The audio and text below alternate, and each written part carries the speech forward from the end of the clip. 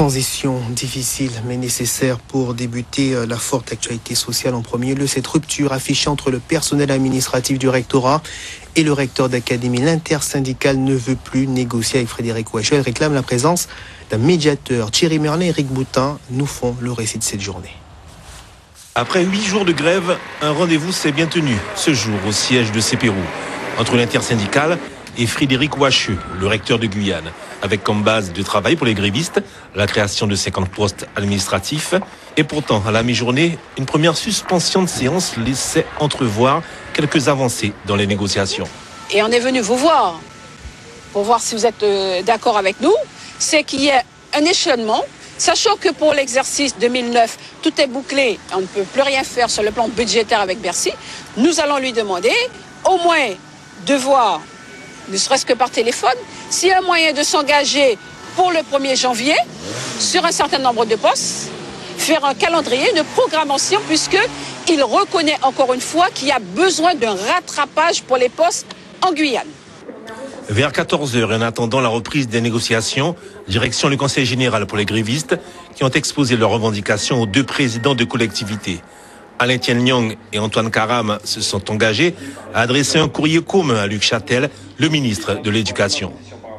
Ils ont répondu à ce que nous attendions, c'est-à-dire qu'ils prendront la tâche du ministère, parce que nous ne savons pas jusqu'où peut aller le recteur, et eux ils pourront savoir quel pouvoir dispose le recteur, quoi. Mais voilà, dans l'après-midi, les négociations n'ont pas abouti. Le dialogue de sourds s'est, semble-t-il, réinstauré entre les deux parties. L'intersyndicale demande désormais la présence d'un médiateur dans ce conflit. Il nous a dit qu'il ne peut pas décider pour Bercy. C'est qu'il n'a pas les moyens de l'être. Donc, autant que nous ayons des interlocuteurs qui ont les moyens. Donc, c'est pour cette raison que nous allons demander qu'il y ait un médiateur qui vienne, qui prenne vraiment le pouls sur place, voir si les postes, ce sont des choses réelles. Ils verront et à ce moment-là, on pourra peut-être avancer. J'ai fait à midi une proposition, ils ont fait une contre-proposition. Et ici, en début d'après-midi... Quelle proposition ce midi ? Sur l'objectif de créer des postes administratifs pour la rentrée prochaine et la rentrée suivante. Donc, ils ont souhaité rencontrer les grévistes qui sont devant le rectorat. Donc, les choses vont sans doute encore évoluer. Mais combien de postes vous leur proposez ? Je ne leur propose pas des postes, je dis qu'il faut qu'on travaille et que ça devienne une priorité académique d'avoir une forme de rattrapage en termes de postes administratifs.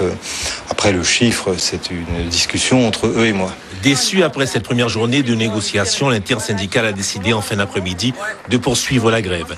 Demain, une opération escargot est prévue dans les rues de Cayenne, juste avant un rendez-vous programmé avec le préfet de région. Et en signe de solidarité au personnel administratif, de nombreux enseignants du lycée professionnel de Balata n'ont pas rejoint leur salle de classe ce matin.